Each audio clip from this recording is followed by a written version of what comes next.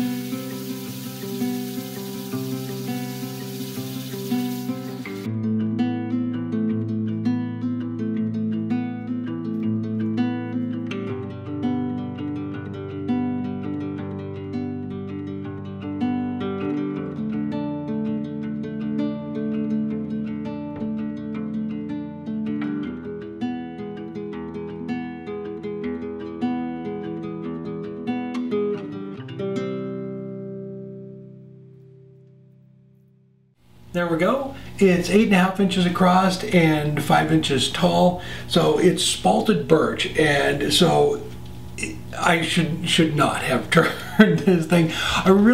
My whole plan was I wanted to do a small bowl like this, a test, because you might have seen some other people online doing some burning on wood and then coating into resin. Blacktail Studios did some awesome table. I'll put a link down below in the description of that. But it's super cool. So I want to make a sink and use that same technique to do it. So I just kind of wanted to do something little. So I grabbed a piece of firewood and was just going to go for it.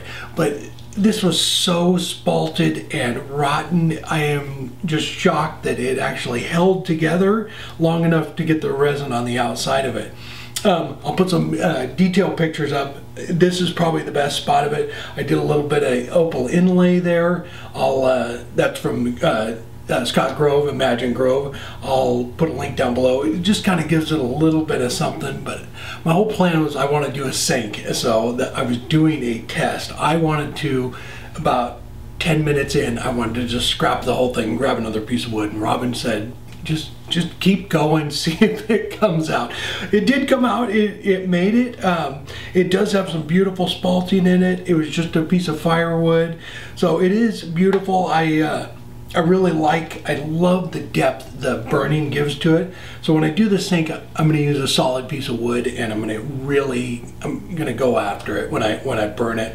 So if you are going to do something like this, I have a fire extinguisher here in the shop, and I actually had a squirt bottle of water right here on the lathe. So when you start burning it gets hot, and you don't want to have shavings all over the floor and everything. Another tip I saw from somebody: don't have your dust collector on, because if it sucks a spark into that, you don't want that thing smoldering in there for hours before it ignites. So just a safety tip there. But yeah, it's I love the depth that the burning gives to it.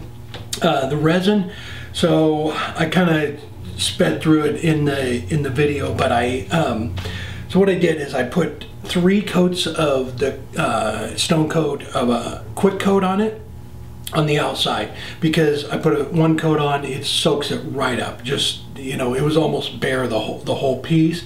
And second coat, still there were some bare spots on it, and then the third coat it covered it up. And then what I did was I sanded it all smooth, and I used the art coat.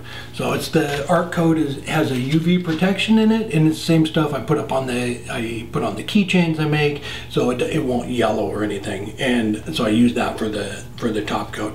Same thing on the inside. Went ahead and coated it a couple times with the quick coat, which is really nice, especially for doing turning stuff.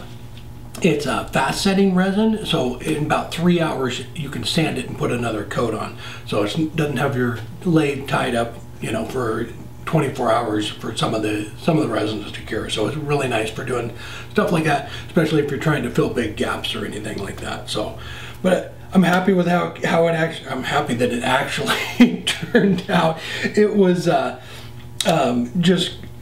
I don't know, it was so punky. You saw maybe at the end when I just popped the little nub off there, it just fell off, but it made it. I'm happy about that. If you're interested in doing any kind of resin stuff, I have a link down below in the description.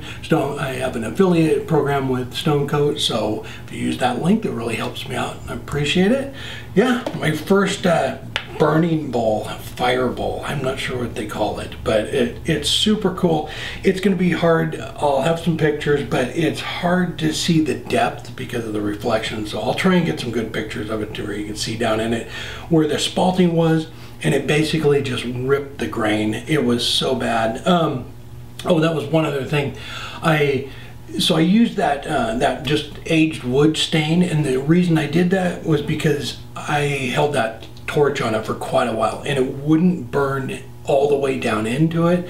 So it was all black and charred, and then you could see in there and see the light colored wood. So I just put that aging stain on it to get rid of that, so it wasn't, you know, just like a white spot in there.